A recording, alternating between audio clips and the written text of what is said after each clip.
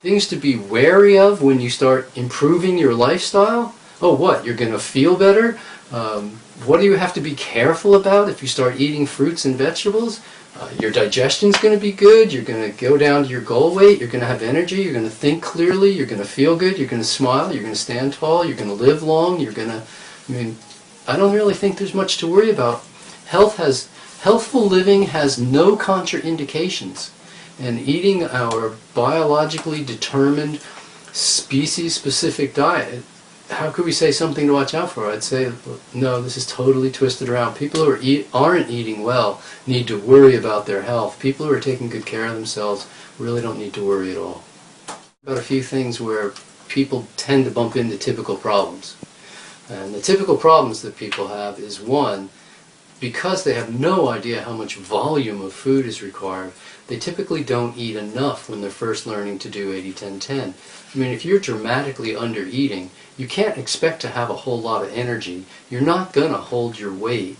You may not sleep well, because typically poor sleep is associated with not eating enough food. Your body just says, go look for food, and it's more important than eating.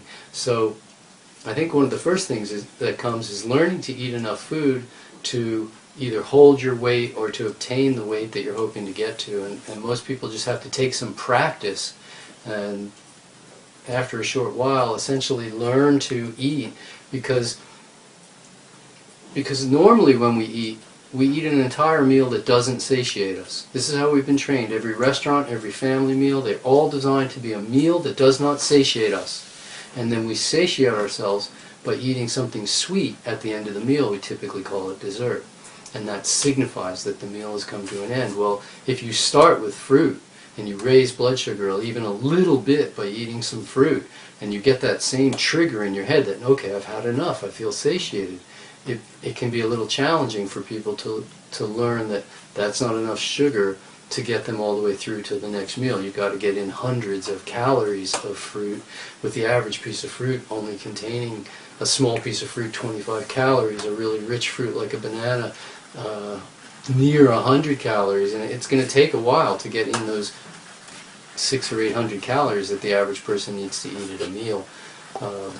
And so under-eating becomes, number one, the first issue. A lot of people haven't yet learned how to control fruit quality, or how to ripen fruit in time, so they're not always allowing their fruit to fully ripen when they eat it, or they don't know how to keep enough food in the house so that there's fresh fruit available. If there's not ripe fruit available, you're going to eat other stuff. I mean,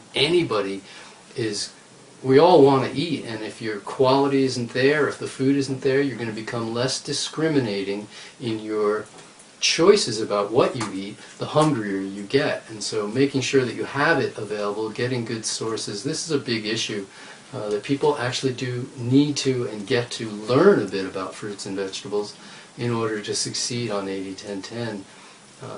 Eating variety is not necessary at every meal. It's not necessary at every day.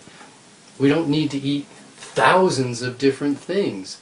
This has been proven to us by people on a standard American diet who eat cereal and milk for breakfast, and a hamburger for lunch, and typically only 4 or 5 choices for dinner. We don't need to eat massive varieties of foods, but eating variety throughout the course of the year definitely ensures better nutritional sufficiency than if you just try to live off of one thing. I think a lot of people don't succeed on 80-10-10 because they blame their other lifestyle shortcomings on the diet. And so if they didn't get enough sleep, and over and over and over you don't get enough sleep, you can't expect to thrive. If you're not physically active, you can't really expect to thrive.